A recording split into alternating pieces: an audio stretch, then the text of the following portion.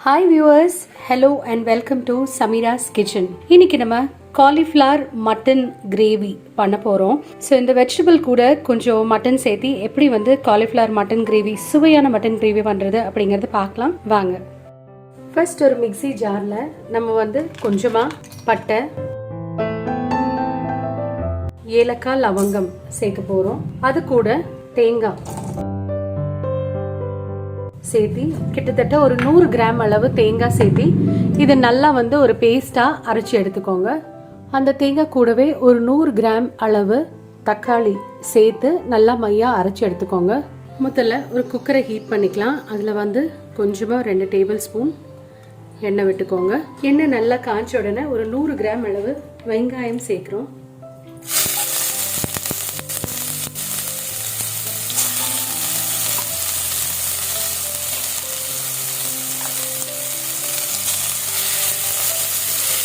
வெங்காயம் சேர்த்து லேசாக இதை வதக்குங்க. இதை நம்ம பொன்னிறமாக வதக்க போகிறதில்ல, கொஞ்சம் மிதமான தண்ணலில் வந்து இது வந்து டிரான்ஸ்பரண்ட், அதாவது கண்ணாடி ஆகிற மாதிரி வதக்க போகிறோம். கூடவே கொஞ்சமாக உப்பு சேர்க்குறோம். அப்போ தான் இது கொஞ்சமாக சீக்கிரமாக வதங்கும். இது வதங்கின உடனே இது கூட கொஞ்சமாக தக்காளி நம்ம விழுதாவும் அரைச்சிருக்கோம். இது 2 நிமிஷம் வதங்குங்க. கூடவே இது கூட ஒரு 25 கிராம் அளவு இஞ்சி பூண்டு விழுது. தணலை வந்து மிதமான தணலில் வச்சுக்கோங்க. அப்போ தான் இந்த மசாலாக்கள் வந்து தீயாது. தேவைப்பட்டால் கொஞ்சமாக தண்ணி சேர்த்துக்கோங்க.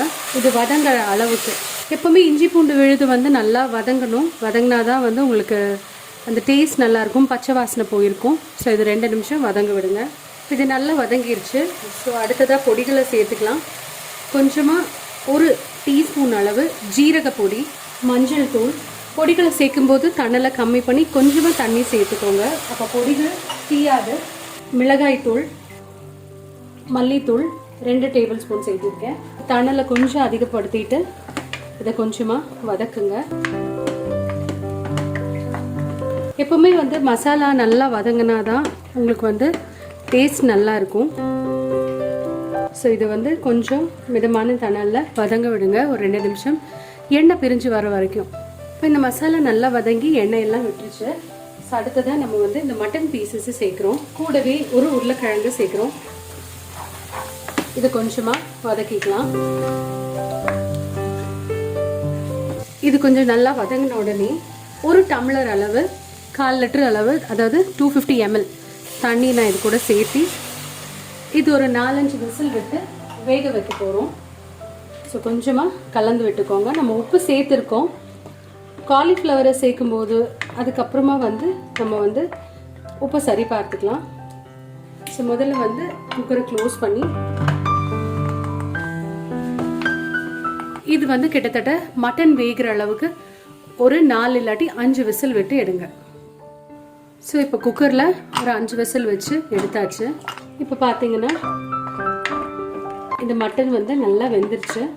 ஸோ திரும்ப ஸ்டவ் ஆன் பண்ணிட்டோம். ஸோ இந்த குழம்ப திரும்ப ஆன் பண்ணிவிட்டு நம்ம வந்து காலிஃப்ளவரை சேர்த்துக்கலாம்.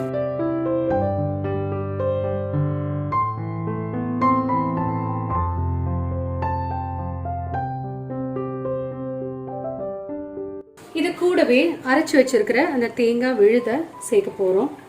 கொஞ்சமாக இது கலந்து விட்டு உப்பு சரி பார்த்துக்கோங்க.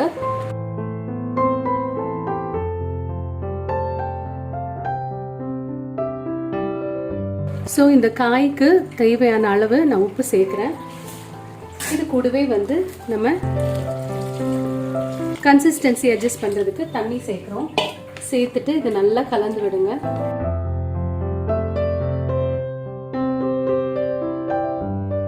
நல்லா கலந்து விட்டு இது வந்து நம்ம குக்கர் க்ளோஸ் பண்ணி ஒரே ஒரு விசில் மட்டும் வைங்க. அதிகமாக விசில் வச்சிங்கன்னா காலிஃப்ளவர் வந்து உடஞ்சி போயிடும். ஸோ திரியாக போயிடும். ஸோ அது காலிஃப்ளவர் நம்மளுக்கு வந்து வெந்தும் இருக்கணும், அதே போல் ஃபுல்லாக இருக்கணும். ஸோ நான் வந்து ஒரே ஒரு விசில் மட்டும் குக்கரில் க்ளோஸ் பண்ணி கொடுக்க போகிறேன். ஸோ இப்போ பார்த்தீங்கன்னா ஒரு விசில் வந்துருச்சு. ப்ரெஷர் எல்லாம் போனதுக்கப்புறம் பார்த்தீங்கன்னா இது நல்லபடியாக குக் ஆயிடுச்சு. கன்சிஸ்டன்சியும் வந்து கரெக்டாக இருக்குது.